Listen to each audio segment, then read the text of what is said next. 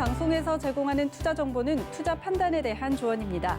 방송에서 제공하는 주식의 가치, 가격 상승 및 가격 하락에 대해서는 방송사에서 보장하지 않습니다.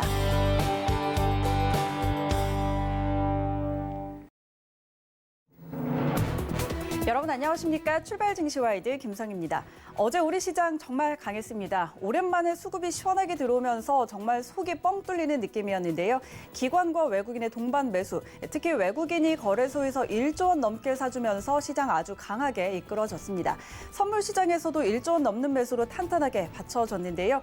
미국 대선에서 바이든 후보가 우위를 점하면서 다시 달러가 약세 기조를 보였고 원달러 환율 9원 넘게 내리면서 1128원 선에 마무리했습니다. 이와 함께 정말 모처럼 들어온 대량 매수 연속성 보여주면 좋겠습니다. 우리 시장을 비롯한 아시아장 전반적으로 양호했던 가운데 간밤에는 어떤 이슈들이 있었는지 간추린 경제뉴스 함께 확인하시죠. 네, 미국 대선 개표 결과 조 바이든 후보의 당선이 유력시되는 가운데 뉴욕 증시는 나흘째 급등 마감했습니다. 미국 대통령과 의회 선거의 결과가 조만간 나올 거라는 기대감이 계속되며 대형 기술주가 증시 상승을 견인했는데요. 결과는 아직 확정되지 않았지만 바이든 쪽으로 기울었고 상원은 공화당이 계속 주도할 것으로 보입니다. 이런 가운데 조금 전 바이든 후보는 개표가 끝나면 승자로 선언되는 데 의심이 없다며 입장을 밝혔습니다. 그런가 하면 조 바이든 후보에게 뒤지고 있는 도널드 트럼프 대통령이 바이든 후보가 승리를 주장하는 모든 주에서 소송을 벌이겠다고 밝혔습니다. 트럼프는 트위터를 통해 선거 사기에 충분한 증거가 있다고 주장했는데요. 전날 미시간과 펜실베이니아, 조지아에 이어 네바다에서도 불복하기로 했습니다. 한편 미시간주 청구재판소는 트럼프 캠프의 개표 중단 청구를 기각했습니다.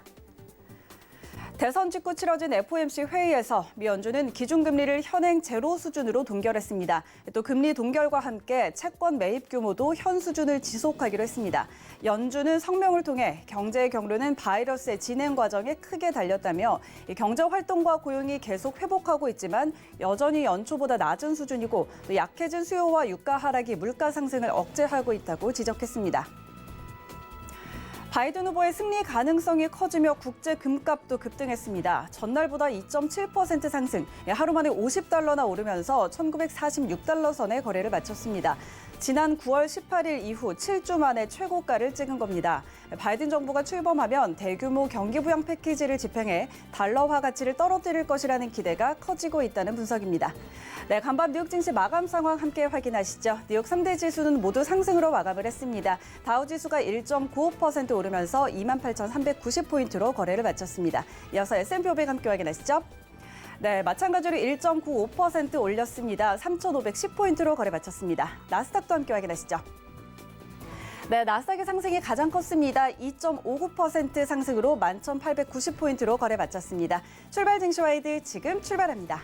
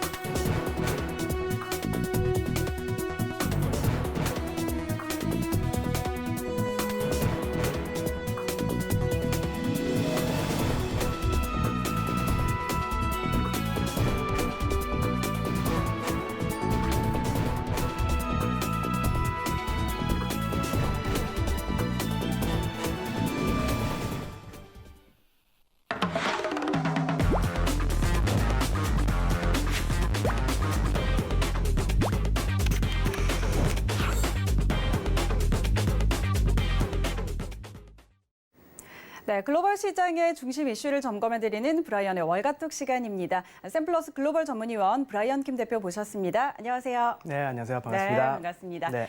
자, 오늘도 먼저 뉴욕 증시 마감 상황부터 짚어보고 가도록 하겠습니다. 자, 대선이 치러진 이후에 지금 4거래일 연속으로 상승으로 마감을 하고 있습니다.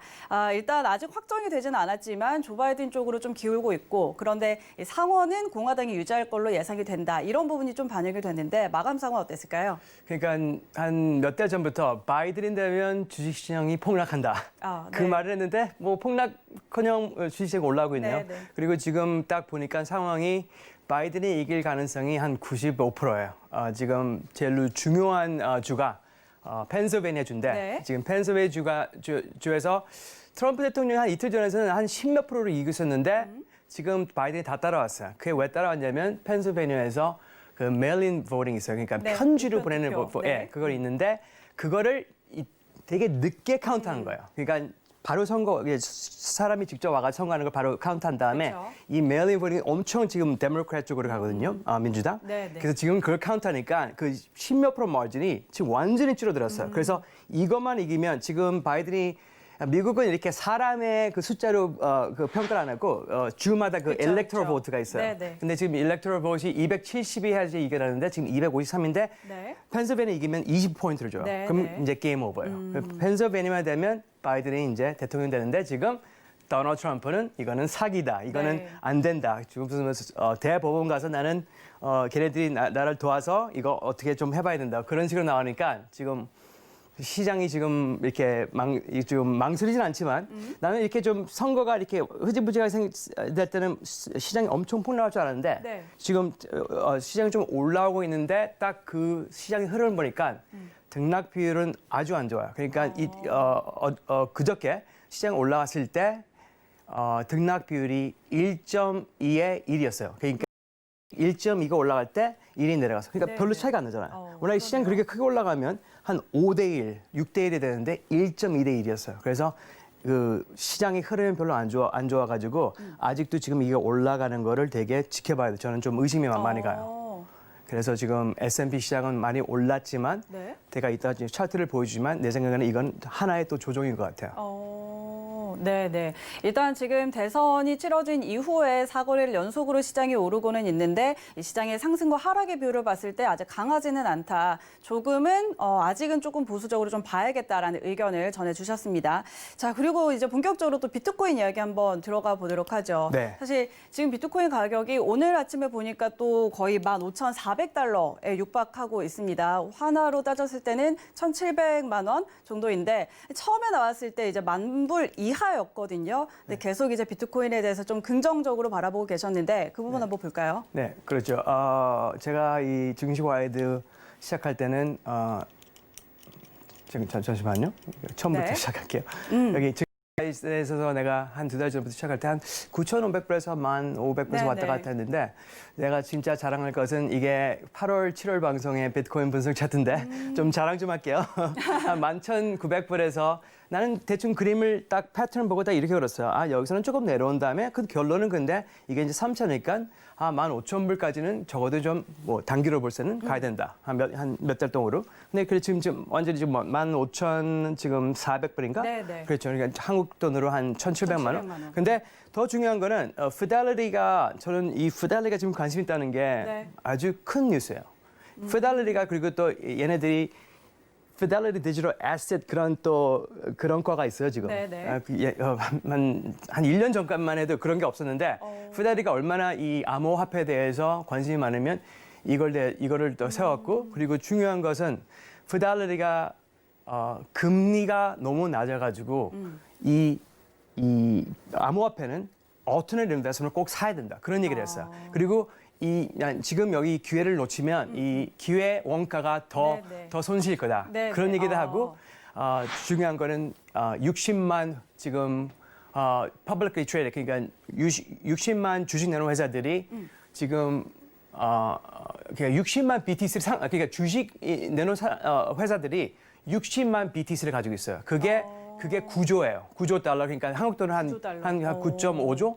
그러니까 큰 돈이죠. 네. 근데 사실은 비트코인 지금 재산이 한 비트코인만 따지면 한 270조인데 아직 그렇게 크지는 않지만 그래도 이걸 완전히 지금 신뢰를 주는 거죠, 이게. 피델리티도 붙었고 이런 퍼블릭 트레이드 회사들이 다 같이를 하면 지금 60만 BTC를 가지고 있어요. 그래서 그리고 여기는 한 서베이를 했는데 60% 인베스터들이 뭐더라 디지털 애셋 그러니까 암호화폐는 꼭 자기 포트폴리오에 들어와 있어야 된다. 이제 그런 얘기가 나오고 네네. 있으니까 아주 긍정적이고 결론은 앵커님도 비트코인 사셨어요? 내가 2주 전부터 꼭 전망하셨다고 샀어요. 그때도 비싸서 저는 못 샀어요. 못 샀어요? 네. 아니 벌써 50%나 올랐는데. 열심히 돈을 벌어야겠어요. 아니 그 레버리지 걸었으면 네. 레버리지 걸면 더 벌었는데 만약 1대1로 했다면 그래도 한 50%인데. 네, 그쵸. 하지만 이거는 8월 7일 방송이지만 이게 어떻게 하나 봐요. 그 다음에 들어가면 이게 진짜 이 1이랑 이 핑크 봐봐요. 뭐 딱 그렇게 정확히 찍지는 않았지만 다시 한번 봐봐요. 1, 2 내려간 다음에 올라가서 지금 여기서 한 15,000불 돼가지고 이제 얘가 이 패턴을 얘기하는 건 이 패턴 내가 다시 한번 가져왔거든요. 이거는 내가 강의하는 패턴인데 네. 여러분 이 5가지 패턴만 딱 배우면 진짜 주식시장에서 아니면 암호화폐 시장에서 돈을 벌 수 있어요. 꾸준히, 컨시스턴하게, 좀 실수 안 하게. 그래서 이 패턴만 보면 지금 이 패턴이 지금 비트코인에 4,000불에서 15,000불까지 다 들어있어요. 내가 그걸 다 찍어왔어요. 보십시오. 이 패턴을 보십시오. 지금 impulse, leading in the down, zigzag, flat, 네. triangle 봐요. 다 들어있어요. 패턴 계속 패턴만 가는 거야. 4,000불에서 leading down으로 시작해가지고 impulse로 시작해가지고 triangle로 해가지고 계속 이런 패턴이 있잖아. 이 패턴이 우리 프라이스 가격을 이렇게 forecasting 해주는 거야. 네, 네. 그래서 이게 지금 11월 6일 날 내가 비트코인을 이렇게 잠깐만요. 지금 이게 일주일 전에 내가 이렇게 했죠. 그쵸. 여기서 가가지고 조금 4차를 조정한 다음에 올라가야 된다 그러는데 지금 어떻게 했냐면 여기서 이렇게 크게 내려가지 않지만 여기서 네. 4차 파도에 뭐가 나왔죠? 트라이앵글로 조정을 예, 받고 트라이앵글가 4차가 흔하죠. 오차서 여기서 이제 또 조금만 1, 2, 3점 그러면 거의 5가 끝납니다. 그래서 만약 여기서 BTC 가격을 못 샀다면 이 3차가 이제 그려지면 조금 있어도 4차가 오잖아요. 그쵸. 4차를 살 수 있고 아니면 여기서 조금 매수하고 좀 분할면서 분할로? 그래서 여기서 좀 더 낸거 좀 사가지고 저는 기본적으로 비트코인은 19,891불을 찍어야지만 이 5차 보라색이 완성이 됩니다. 근데 제가 피보나치 계산할 때는 네. 저의 개인적으로 적어도 23,000불, 24,000불. 그러니까 한국 돈으로 그게 한 2,700만 원쯤 네, 2,800 되죠. 그래도 아직도 마진이 많이 남아 있어요. 그러네요. 포텐셜가. 그러니까 기회를 놓쳤다 그래도 좀 분할 매수 잘하면 아직도 여기를 가야 됩니다. 1 보라색, 2 보라색, 3 보라색, 4 보라색이 이루어졌는데 여기서 5 보라색이 안 이루어지면 말이 안 되는 거예요. 그러니까 엘리엇 파동은 지금 사람들의 지금 궁중 심리를 지금 다 읽어주는데 지금 네. 궁중 심리가 여기가 있는데 아까 보다시피 이제 이 3이 끝나면 이제 4가 이루어지고 5가 이루어지면 이제 3이 끝나고 또 계속 이렇게 돌아가는 거예요. 그렇게. 자, 제일 중요한 것은 지금 이 사람들의 감정은 매우 볼러시하고 상승적이고 네. 주식 시장은 차트가 완전히 지금 거꾸로요. 제가 보기에는 제가 엘리엇 파동으로 봤을 때는 네. 그리고 다음에는 이제 이더리움. 이더리움 차트도 사람들이 항상 비트코인만 공개하지 말고 이더리움 좀 보여줘라. 그래서 월봉 가졌는데 이더리움도 똑같아요. 여기서 360불을 그때 한 2019년도에 찍고 90불을 한 3월 4월 때 찍은 다음에 네. 400 몇 불까지 간 다음에 지금 다시 이제 조정을 와가지고 이제 지금 400 지금 17불인가 400, 네, 네. 15달러 정도? 이것도 끝에서는 저 1,423불 있잖아요. 저 1,423 3 빨간 거 그려지는 거 그걸 지나쳐야지만 5차 빨간색이 네, 그려져요. 네. 그래서 이것도 지금 400불이니까 시간만 두고 그냥 냅두면 이게 큰 이득이 될 것 같아요. 제 생각에는. 네. 질문 없어요 여기서? 이제 일단 비트코인과 이더리움 또 엘리엇 파동으로 분석을 해서 지금 또 알려주셨어요. 그렇다면 이제 뭐 이더리움도 지금 상황에서는 조금 더 분할 매수 지금부터도 접근해도 좀 유효할까요? 네, 그러니까 한 몇 달 전까지는 비트코인이 좀 가만히 있었고 알트코인이 많이 떠다가 네, 지금 좀 네. 거꾸로 됐잖아요. 근데 내 생각에는 이따가 알트코인도 다시 또 올라올 것 같아요. 그러니까 좀 시간이 좀 걸리지만 지금은 근데 비트코인이 메인이에요. 지금 비트코인이 메인이고 알트코인이 지금 조금 두 번째로 갔지만 이건 그러니까 트레이딩 플레이스였어요. 그때는 비트코인이 좀 안 움직이고 이더리움 크게 올리고 다른 얼코인들 했는데 지금은 좀 트레이딩 플레이스였지만 그래도 ultimately 두 개 다 같이 함께 텐덤하게 잘 올라갈 것 같아요. 네, 그러니까 이 암호화폐 시장 안에서도 상품들 간에 이제 뭐 순환매라고 해야겠죠. 비트코인이 갔다가 좀 쉬는 동안에 뭐 이더리움이 갔다가 이렇게 순환매가 돌지만 결국에는 이 암호화폐가 대체적으로는 오를 것이다. 왜냐면 이 엘리엇 파동으로는 지금 암호화폐가 왜 이렇게 많냐면 이렇게 여기에 영향을 주는 게 없어요. 내가 항상 말했잖아요. 중앙은행이나 정부나 껴있지가 않거든요. 암호화폐는 진짜 사람들의 흔적을 100% 남겨놓는 거니까 이것도 보세요. 7월 29일 날 나는 이렇게 그렸어요. 한 이게 319불일 때 여기서 3차 가고 4차 가고 5차 가고 큰 일이 이루어져가지고 그렇게 가야 된다. 그런데 보세요. 보니까 이렇게 가고 1은 내려가고 다시 한번 3, 4, 1, 3, 여기 3, 4, 1. 이제 여기서 또 조정하고 또 네. 올라가고. 그러니까 다른 분석 도구는 이런 게 없어요. 이런 길을 이렇게 좀 가르쳐주고 손을 잡아주는 투어가. 그래서 이 엘리엇 파동은 진짜 암호화폐 쪽은 기가 막히게 좀 정확성이 있고 100%는 아니지만 당연히 주식시장은 좀 정확성이 그렇게 좀 비트코인보다 떨어진 이유가 중앙은행의 방향, 중앙은행이나 뭐 대통령이나 이 정부의 이 방해가 너무 많아가지고 이 조금 이게 가다가 조금 이게 좀 틀어지고 그럴 때가 있는데 ultimately 큰 사진들은 엘리엇 파동이 잘 이루어져요. 근데 단기 사진은 그렇게 정확성은 이렇게 암호화폐보다는 그렇게 없어요. 네, 네. 그래서 이제 그 다음에 알트코인 내가 제일 좋아하는 알트코인이 이 체인링크예요. 네. 체인링크도 보세요. 1차 파도가 끝나고 ABC가 이루어진 다음에 2가 끝난 다음에 이것도 딱 패턴 내려가. 이거 지그재그 패턴 2차 파도 그리고 1차 파도 흔하게 보는 리딩 다이거널 이것도 이제 또 조정이 와가지고 지그재그 2차 다음에 뭐가죠? 3차죠. 그렇죠. 체인링크도 아주 폭등적으로 올라갈 가능성이 커요 여기서 엘리엇 파동 볼 때는. 그러니까 항상 뭐 비트코인, 이더리움 사람들이 얘기하지만 이 알트코인 중에서 내가 딱 하나 뽑아야 된다면 체인링크. 체인링크도 내 생각에는 20불 넘는 가능성은 매우 큽니다. 3차 파도는 1차 파도보다 한 160%더 올라가야 되니까 아직도 올라갈 길은 많이 남았어요. 그래서 그럼 네. 이 체인링크는 그래도 지금 어쨌든 가격이 접근하기가 좀 편하잖아요. 아직까지 비트코인이나 이런 부분에 비해서는. 근데 지금 이제 3차 파도가 나오려면 1차 파도 20.01달러를 넘어서야지 이제 또 3차 파도가 나오잖아요. 잘하네요. 그러면 넘어서서 저희가 만약에 혹시 접근하고 싶다라면 넘어섰을 때 하는 게 유효할까요? 아니면은 뭐 지금부터 조금씩 바라보는 게 더 좋을까요? 엘리엇 파동에서 제일 좋은 엔트리가 2차 파도가 끝날 때, C가 끝날 때. 그래서 여기서 딱 매수하는 게 딱 좋을 것 같아요. 그래서 만약 이게 틀리다. 그러면 여기서 매수한 거를 다시 이거 9불 78분에 팔 수 있죠. 그러니까 지금 11불인데 네. 그래 나는 한 1불 30전을 리스크하고 한번 해보자. 내가 틀릴 수도 있잖아요. 그러니까 그렇게 리스크를 이렇게 매니지할 수 있고 만약 조금 더 리스크를 매니지했으면 좀 더 내려가서 팔 수 있지만 내 생각에는 여기서 패턴이 너무 클리어하니까 패턴이 더 이미 명확할수록 명확하다. 정확성은 커요. 그래서 만약 비트코인, 이더리움을 너무 비싸다. 근데 이 체인링크는 지금 아직도 많이 싸거든요. 네. 이 옛날 가격 비해서 여기서 엔트리하면 되게 큰 이득을 볼 가능성이 커요. 여기서. 네, 네. 자, 오늘 이렇게 또 비트코인, 이더리움, 체인링크까지 엘리엇 파동 분석으로 좀 분석을 해드렸는데 앞서 이제 또 피델리티 기사에서도 언급을 해드렸던 것처럼 이미 기관 투자자들이 또 많이 접근을 하고 있고 뭐 지금 아까 60만 개의 비트코인을 이미 또 점유 중이라는 부분들도 있고요. 또 아무래도 주식시장에 비해서 외부 요인들을 조금 적게 영향을 받는다라는 부분에서 그 부분에서도 또 이런 기술적 분석이 좀 유효하게 맞아떨어진다라는 부분들 함께 짚어드렸습니다. 자, 이어서 S&P 500도 준비해 주셨어요. 네. 저번 주에 S&P 500이 난 여기까지 간 다음에 네. 더 여기서 좀 더 내려가고 이제 1차 끝날 줄 알았는데 1차가 바로 끝났어요. 그래서 2차를 기대했는데 저는 2차가 이렇게 많이 올라올 줄 몰랐어요. 그러니까 2차의 흐름을 보니까 내가 아까도 얘기했다시피 1.2대 1 to 1.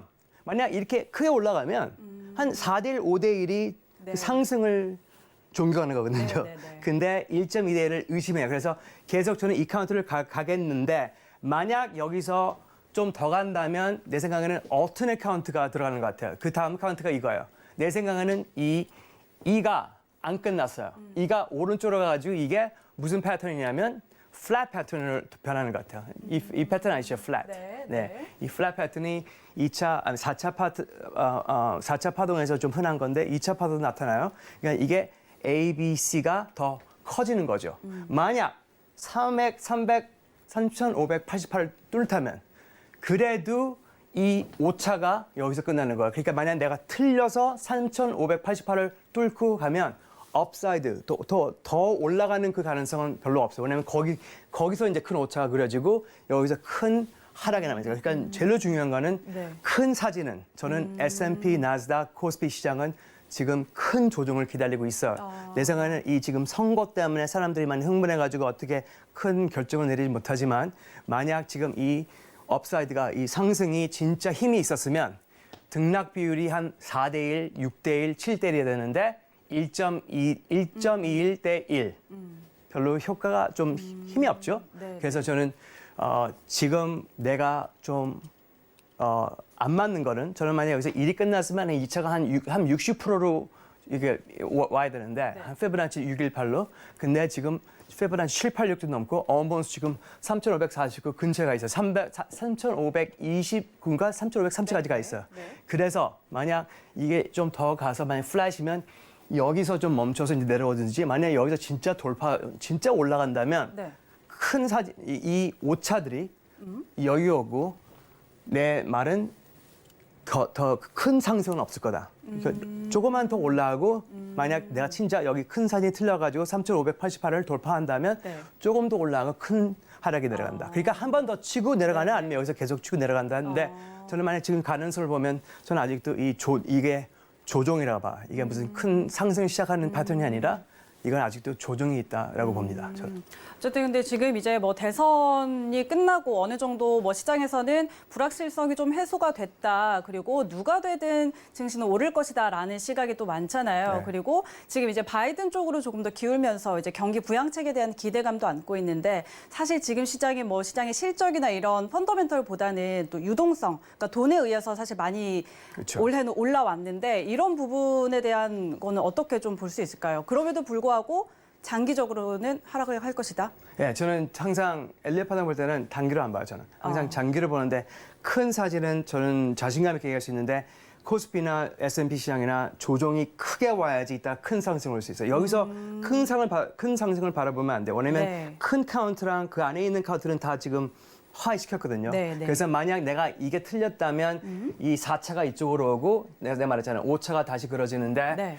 저는 아직 보면 한 이게 70% 30%가 돼. 70% 이게 조정이고 30%는 어쩌면 이게 진짜 큰 뉴하이 새로운 기록을 할 거다. 근데 만약 새로운 기록을 해어도 이렇게 큰 상승은 아닐 거다. 거기서 멈추고 이제 다시 내려오기 시작할 거다. 그게 지금 LA 파동으로 나와 있어요. 네, 분석으로. 네. 자, 그럼 이어서 또 계속 볼까요? 이겁니다. 다. 네. 이거 다요. 예. 네, S&P. 네, 네. 네. 자, 그러면은 일단 지금 뭐 미 증시 같은 경우에는 뭐 상승을 보이고는 있지만 이 상승 하락의 비율을 봤을 때 상승의 에너지가 그리 강하지는 않다는 측면에서 지금은 조정 국면이다라고 좀 보고 있는 거고 어쨌든 약간 기간 조정을 거치고 있는 그렇게 좀 해석을 하고 있는 것 같습니다. 만약에 여기서 이 예측치보다 조금 더 오른다고 해도 그만큼 올랐다가 결국에는 더 큰 폭의 하락이 있을 거다라고 일단은 지금 보고 있는 상황이고요. 자, 이런 부분은 여러분이 투자 판단에 대한 좀 조언으로 들으시고 좀 잘 참고를 하시면 좋을 것 같습니다. 오늘 브라이언 킴 대표와는 이 시간 마치도록 하겠습니다. 오늘 말씀 고맙습니다. 네, 감사합니다. 네.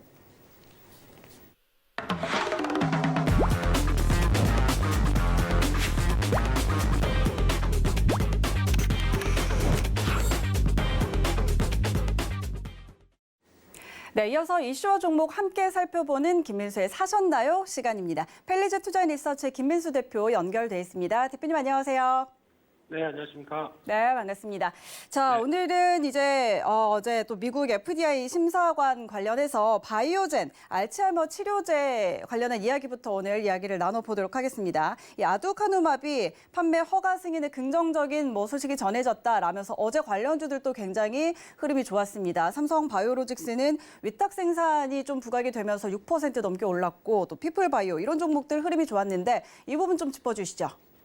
네, 일단 지금 꿈의 치료제라고 부를 수 있는 알츠하이머 치료제가 성과가 이제 글로벌 시장에서 나오고 있습니다. 지금까지 뭐 치매 치료제나 알츠하이머 치료제 관련된 쪽에서 지금 이제 치료제라고 쓸 수 있는 게 거의 없었습니다.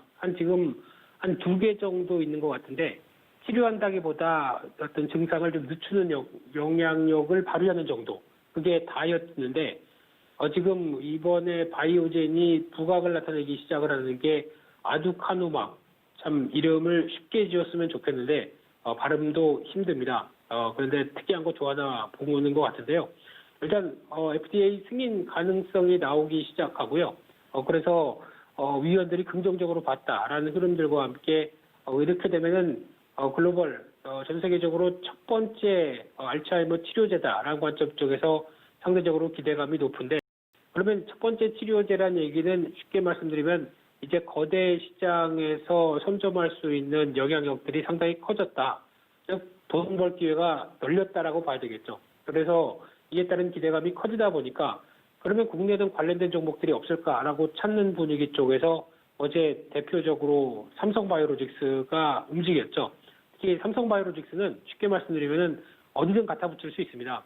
뭐든 간에 누가 신약을 개발하건 누가 임상실험 성공을 해서 이제 상용화가 되건 결국에는 그 물량은 우리가 받을 수 있겠다. 왜냐하면 세계 최대 위탁 생산 업체다 보니까 그에 따른 부각은 계속 나오고 있기 때문에 기대감이 계속 높고요. 게다가 실적 동향들도 꾸준하게 우상향을 보여주는 기조로 약한 분기 실적들이 바뀌기 시작했죠.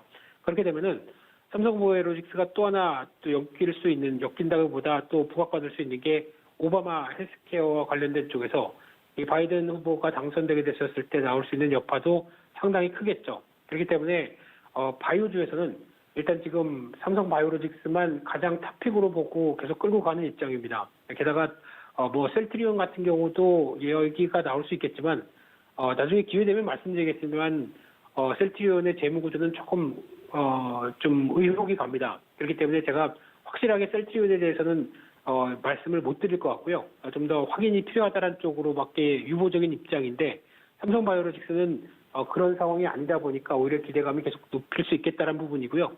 두 번째로 피플바이오라고 하는 회사가 또 부각받는데 식약처에서 세계 최초로 알츠하이머 혈액으로 진단을 할 수 있는 진단 키트에 대해서 허가를 했죠.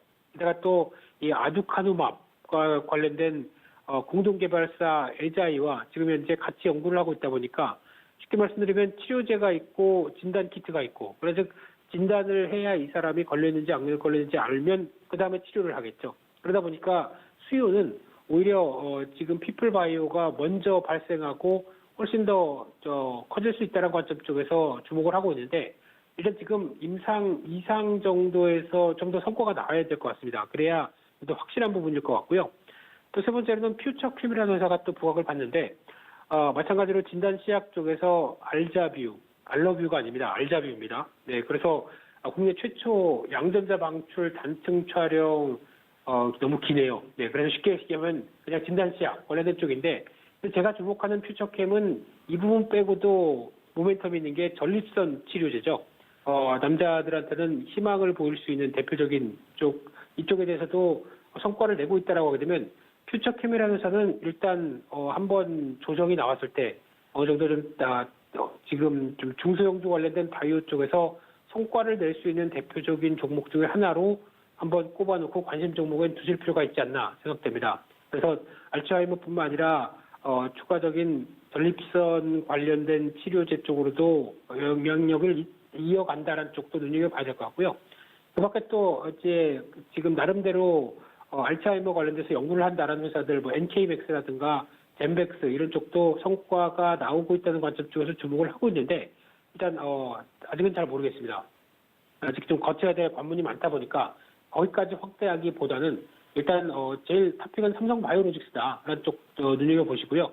특히 바이오주는 이제 만약에 바이든 후보가 당선되게 되면 바이든 바이오 이렇게 해석이 됩니다. 즉 바이오도 또 하나의 어떤 시장에서 강한 테마가 형성될 수 있다는 관점 쪽에서 좀 눈여겨보셔야 될 것 같고요. 근데 그 중에서 어떤 종목들을 사야 되느냐는 쉽게 말씀드리면은 지금 무조건 그냥 모든 바이오가 다 간다 보다 성과가 있는 종목들이 가장 좋아야 될 것 같고요. 게다가 지금 저 시장에서 얘기 나오는 뭐 헬렉스미스나 코롱생명과학, 신라젠 이런 것들처럼 어느 정도 또 실패하는 흐름들도 가져가고 있죠. 그러다 보니까 종목 피킹이 상대적으로 좀 중요하다라는 관점 쪽에서 일단 저도 공부하겠습니다. 여러분들도 혹시 관심 있으시면은 바이오 쪽은 일단 바이든 후보 당선된 뒤에 정책적인 변화가 가게 되면 꾸준하게 연구하고 종목 확인해야 될 그럴 섹터라고 생각됩니다. 네, 이 바이오 섹터 안에서도 성과를 보고 좀 옥석 가리기가 필요하다라는 이야기 해주셨고요. 자, 그런가 하면 이제 계속 대선 이야기가 나오고 있는데 바이든 후보의 당선 가능성이 높게 좀 점쳐지면서 또 2차 전지 섹터들도 같이 주목을 받고 있습니다. 어제 우리 시장에서도 LG화학, 삼성 SDI, SK이노베이션 이렇게 관련주들 배터리 3사 흐름이 좀 좋았는데 추가 상승 여력 있을까요? 어떻게 전망하실까요? 네, 일단 대선 관련된 쪽에서 얘기만 하나만 더 드린다고 하게 되면 아직까지 트럼프 대통령이 희망의 끈은 놓고 있지 않습니다. 일단 이게 희망 고문일지는 모르겠지만 지금 나머지 개표가 된 쪽에서 상대적으로 트럼프 대통령에 유리할 수 있는 입장도 살짝 엿보입니다. 그러다 보니까 아직 끝나야 끝난 거다라고 생각되는 상황이기 때문에 일단 지금은 바이든 후보 쪽으로 막 가고 있는데 조금 더 결과는 살짝 지켜봐야 되겠죠. 그래도 일단 시장에 움직이는 트렌드다 보니까 그의 흐름을 보게 되면 친환경 관련주는 뭐 계속 어제도 그랬고 오늘 미국 시장에서 부각을 받는 분위기인 상황이고요. 그런 쪽에서 일단 친환경 관련하게 되면 뭐 신재생 에너지, 특히 신재생 에너지 관련된 쪽에서 저희가 놓치고 있는 부분 중에 하나가 지금 가장 범용적으로 쓰이고 벌써 그래도 충분히 어느 정도 성과를 내고 있는 쪽이 하나가 있는데 수력입니다. 이쪽은 사람들이 잘 얘기를 안 하는지 잘 모르겠는데 어떤 지금 아직 전력 발전비 중에서 큰 비중이 아니다 보니까 좀 그렇다고 하더라도 또 대규모 장치가 들어가야 되죠. 그래서 건설 비용과 뭐 댐이라고 하는 가장 큰 또 비용이 들어갈 수 있는 부분들인데 하지만 이제 신재생 에너지에 조금 더 무게를 두고 한번 설치를 하게 되면은 뭐 어떤 유지 보수나 그러니까 즉 어떤 그 영향력이 상당히 커질 수 있는 쪽은 수력도 만만치 않습니다. 그렇기 때문에 혹시나 그 대규모 토목공사와 함께 수력도 하나의 신재생 에너지가 되겠다라고 하게 되면 이와 관련된 종목군들도 영향을 끼칠 수 있을 텐데 아마 미국이 이제 경기 부양책 중에 하나가 이제 친환경과 인프라 투자를 같이 하겠다는 입장이죠. 그런데 거기서 가장 어떤 실업률도 끌어내릴 수 있고 거기다가 경제 유발 효과가 크다라고 하게 되면 토목인데 토목과 신재생을 결합한다라고 하게 되면 수력 쪽도 한번 강하게 변화가 될 수 있다는 관점 쪽에서 조금 더 주목해야 될 것 같고요. 일단 뭐 그 부분은 너무 앞서 얘기하는 것 같아서 좀 제외를 시키게 되면 일단 지금은 친환경 관련된 쪽에서 하나만 보게 되면은 뭐 풍력, 태양광 뭐 다 좋을 수는 있겠지만 수소차도 마찬가지겠죠. 그런데 제가 보기에는 일단 전기차에 집중하는 게 맞겠다라는 관점들인데 그런데 지금 종목별 이슈는 좀 있죠. 이번에 SK이노베이션과 LG화학 특허 소송이 1년 연장됐다. 즉 아직 분위기는 더 끌어간다는 관점 쪽에서 일단 지금 결론이 안 난 상태다 보니까 좀 붕 뜬 상태죠. 게다가 또 삼성 SDI 같은 경우는 이번에 BMW에서 독자적으로 어떤 개발을 한다는 관점 쪽에서 전기차를 개발한다는 관점 쪽에서 보게 되면 가장 연관성이 높은 회사가 삼성 SDI죠. 그래서 같이 연결해서 움직인다라고 하게 되면 좀 더 효율적인 2차 전지를 공급한다는 관점 쪽에서 삼성 SDI의 기대감이 또 살짝 올라가는 상황이고요. LG화학은 또 국민연금에 갖고 있던 지분율이 너네 그냥 주총 그렇게 통과시켰네. 오케이 그러면은 난 마음에 안 들어. 그래서 비중을 줄이고 있죠. 그렇다고 뭐 대거 줄이는 게 아니라 아마 점진적으로 비중을 계속 줄여갈 것 같습니다. 이 부분에 대해서 만약에 시장이 누가 사줄 사람이 없다라고 하게 되면 주가가 밀리는데 오히려 외국인들 쪽에서 좀 더 긍정적이죠. 그러다 보니까 국민연금이 매물을 내와도 받아줄 쪽이 있다는 관점 쪽에서 좀 주목해야 될 것 같고요. 그래서 결론적으로는 지금 전기차와 2차 전지 관련된 쪽은 일단 친환경 섹터 중에서도 만약에 이게 뭐 3, 4년 전이라고 하게 되면 여전히 비싸다라는 쪽에 무게를 두고 트레이딩 하자는 입장인데 지금은 일단 오히려 시장이 커진 부분들을 좀 더 눈으로 확인하고 있는 상황이기 때문에 가장 또 가시화된 성과를 내고 있죠. 그렇기 때문에 이 부분에 대해서는 아무래도 계속 관심을 갖고 지켜보는 게 맞겠다고 봐야 될 것 같고요.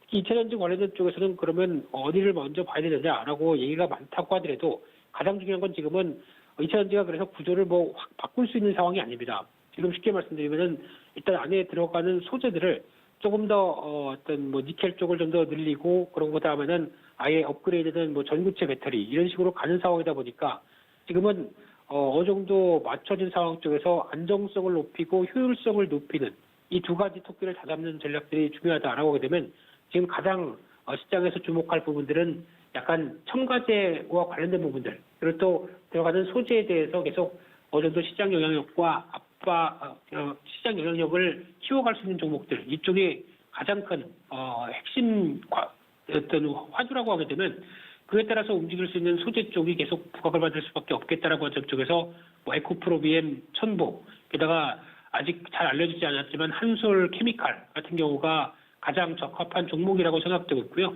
실적 흐름들 성장세 계속 확인이 분기 실적으로도 확인되고 있기 때문에 가장 중요한 거는 눈으로 보여서 실적이 가시화되는 쪽이 그나마 지금 PR이 높다고 하더라도 밸류가 부담이 높다고 하더라도 거기 들어가는 게 맞겠다라고 보여지고 있습니다. 그렇기 때문에 지금은 물론 장비 업체들도 이제 몇 종목들 눈에 띄긴 하지만 그래도 기조적으로 지금 실적에 대해서 답을 내줄 수 있다라고 하는 종목들 쪽으로 챙겨보는 게 좋겠다고 하게 되면 이런 흐름들 쪽으로 가져가는 게 더 좋겠다라고 말씀드리겠습니다. 네, 일단 지금 친환경 안에서는 좀 전기차에 집중해 보는 게 좋겠다라는 의견을 주셨고 또 그 안에서 개별 이슈들도 봐야겠고요. 또 안정화 관련한 부분에서 소재 쪽, 특히 또 실적이 가시화된 부분 이런 종목들 눈여겨보자라는 부분 짚어드렸습니다. 자, 그리고 어제 빅히트 그동안 상장 이후에 시장에서 좀 많이 실망을 했었죠. 우리 투자자 여러분들 많이 힘들게 했었는데 어제 그래도 10%대 급등 나오면서 16만 원 선 다시 좀 복귀를 해줬습니다. 다른 엔터주들 같이 좀 잘 가는 모습이었는데요. 빅히트를 비롯한 엔터주들 전망은 어떻게 보실까요? 네, 앵커님, 빅히트 쭉 올라옵니다. 따라서 할까요? 저는 좀 고민을 해봐야겠어요. 네, 빅히트에 대해서 히트 못 칠 거라고 생각을 하시는 거죠? 네, 그냥 이 정도면 됐다라는 입장이신 것 같기도 하고, 예, 잘 들었습니다. 소중한 의견 감사합니다. 네, 빅히트를 보면서 느끼는 부분들은 일단 최근에 나오는 현상을 보게 되면 빅히트 때문에 실망했다고 지금 금감원의 민원이 뭐 폭주한다고 얘기를 하고 있습니다. 근데 여기서 중요한 부분들이 그만큼 주식 처음 하시는 분들도 많구나라는 생각이 들 수밖에 없는 게 이게 민원을 늘 대상이 아니라 자기가 직접 청약을 하고 자기가 직접 매매를 했다는 데 문제가 있는데 그런 걸 빼고 자꾸 원성의 대상을 어디 외부로 찾는다는 거는 투자에 절대 좋은 전략이 아닙니다. 그러니까 즉 제가 만약에 빅히트가 그러면 30만 원대 있다가 100만 원 갔었으면은 그러면은 아니 나 못 샀으니까 또 원성이 많을까요? 이거 나 못 사게 했다 뭐 이런 식으로 또 원성을 어떤 민원을 넣을까요? 그건 또 아니죠. 수익이 나면 다 내 책이 내 덕이죠. 내 덕. 그리고 손해를 보게 되면 남 탓. 이거는 투자의 절대적인 좋은 방향이 아닙니다. 그렇기 때문에 만약에 그게 자신 없으면 주식을 하지 말아야 되겠죠. 근데 가장 좋은 거는 내가 그만큼 철저하게 분석을 했고 충분히 승산이 있다고 생각해서 들어갔던 내 투자 결정에 대해서 만약에 틀리고 손해를 봤다라고 하게 되면 그 부분을 노트에 적어놓고 그리고 또 다시 확인하고 이렇게 안 해야 되겠다라고 어느 정도 가져가는 게 가장 좋은 투자 습관이지 이거는 뭐 민원 넣는다고 해결될 것도 아니고요. 그런 방법은 절대 좋지 않다라는 얘기를 먼저 드리고 싶은데 그러다 보니까 일단 지금 또 이제 IPO 시장 실망하다 보니까 금감원 입장, 금융감독위원회 입장 쪽에서는 오히려 그러면 IPO에 대해서 좀 더 깐깐하게 가겠다. 그러면 지금 IPO 준비했던 회사들은 뭔 죄입니까? 게다가 또 좀 실망하다 보니까 은행으로도 자금이 약간 유턴한다고 하더라고요. 지금 은행 가서 노릴 게 뭐가 있을까요? 예, 그 정도 금리 가지고 만족 못한다라고 하게 되면 은행 가서 예금하라는 게 아니라 그 은행 주식을 사시죠. 배당 뭐 5% 이상 되는 종목들 은행주들 훨씬 많습니다. 그렇기 때문에 은행 예금보다 차라리 길게 갈 거다라고 하게 되면 배당도 생각하시는 게 더 맞다라고 생각 들고 있는데 결론적으로 이제 빅히트만 본다고 하게 되면은 단기적으로 낙폭과대죠. 그렇기 때문에 시장이 안정됐는데 너무 많이 빠진 거 아니야라고 올라오는 정도로 봐야 될 것 같고요. 하지만 기다리고 있습니다. 지금 어느 정도 올라와라. 우리 또 보호예수 물량 소화 좀 시켜주셔야겠습니다라고 대기하고 있죠. 그러다 보니까 적어도 한 달, 그러니까 10월 15일 날 상장했기 때문에 그냥 11월 15일까지는 좀 지켜보는 게 좋을 것 같습니다. 여기서 따라서 매매하기에는 아무래도 변동성과 제약 요인들이 많다고 봐야 될 것 같고요. 게다가 지금 올해 실적 뭐 당연히 좋을 걸로 선방할 걸로 보여지고 있는데 올해 선방하게 되면 내년은 한 올해 대비해서 한 2배 수익이 나올 거다. 그래서 지금 내년 기준으로 보게 되면 PR이 35배입니다. 올해로 치게 되면은 거의 뭐 6, 70배 되겠죠. 근데 이런 내년은 실적 좋아질 것까지 담보를 해서 35배 정도 수준이 돼 있는데 이게 과연 가격 메리트가 있다고 보기에는 힘들다고 봐야 되겠죠. 그래서 그냥 이런 고평가 종목 그리고 시장에서 밸류 대비 비싼 종목들은 물론 이제 성장에 대한 기대감은 있기 때문에 주가가 이렇게 어느 정도 선방은 한다고 하더라도 그 선방할 때를 들어가야 되겠죠. 그러니까 지금 시세가 소외돼서 별로 사람들이 안 관심 갖고 주가도 좀 쳐줬을 때 그럴 때 들어가서 반발매가 나왔을 때 좀 생기는 정도, 이 정도가 어떤 트레이딩 전략의 가장 첫 번째 유효한 정도라고 봐야 될 것 같고요. 그 이상으로는 아직 말씀을 못 드릴 것 같습니다. 그렇기 때문에 또 중기 저항도 한 18만 원대부터 충분히 나오는 만큼 한 단계 올라오게 되면 일단 팔고 다시 보자라는 전략들이 좋을 것 같고요. 그래서 동반적으로 하락했던 엔터주들 계속 관심 갖는 건 나쁘지 않을 것 같은데 아마 4분기 성과 꾸준히 보여줄 대표적인 종목이 JYP 엔터 같습니다. 저는 블랙핑크에서 바꿨습니다. 단기적으로는 투둥이 하겠습니다. 그래서 제니한테는 좀 미안하지만 투둥이 쪽으로 살짝 바꿨기 때문에 JYP 엔터가 훨씬 더 지금 실적 동향들은 4분기 좋다라고 하게 되면 좀 더 가시화되지 않을까 이렇게 보여지고 있습니다. 네, 빅히트와 또 관련 엔터주들 전망까지 같이 짚어봤습니다. 자, 지금까지 펠리즈 투자 리서치 김민수 대표와 함께했습니다. 대표님 고맙습니다. 네, 감사합니다. 네, 오늘 출발 증시와이드는 여기까지입니다. 저희는 잠시 후에 순간포착 매매 시그널로 돌아오겠습니다.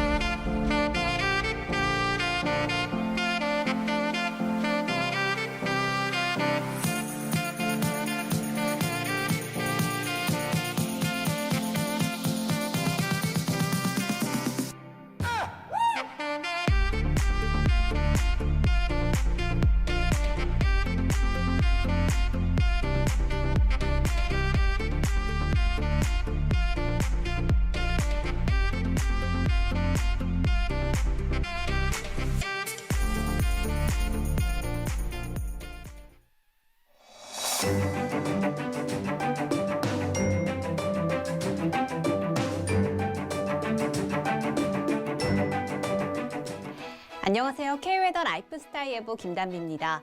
오늘은 전국이 대체로 흐린 가운데 오후부터 곳곳으로 비가 내리겠는데요. 낮부터 저녁 사이 서울과 경기 북부, 강원 영서 북부, 남해안에는 5mm 미만의 비가 내리겠고요.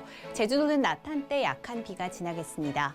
그 밖에 남부지방에도 산발적으로 빗방울이 떨어질 때가 있겠고요.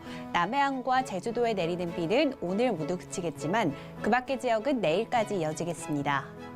한편 오늘 먼지 농도가 높게 나타나는 곳이 많은데요. 강원 영동과 전남, 경남과 제주도를 제외한 전국이 초미세먼지 농도 나쁨 단계를 보이겠고요.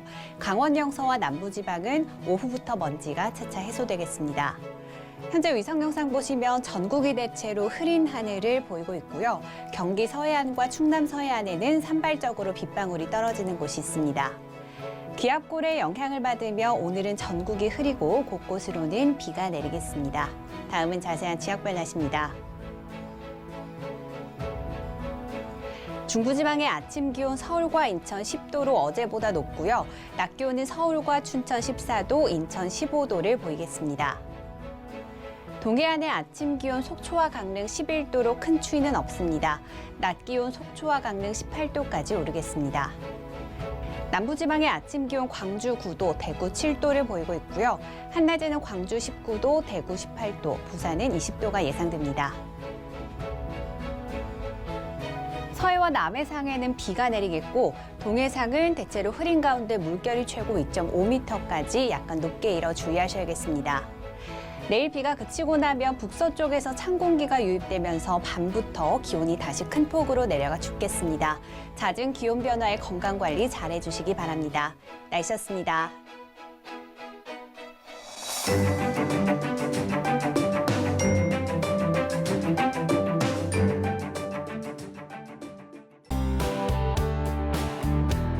본 방송에서 제공하는 투자 정보는 투자 판단에 대한 조언입니다.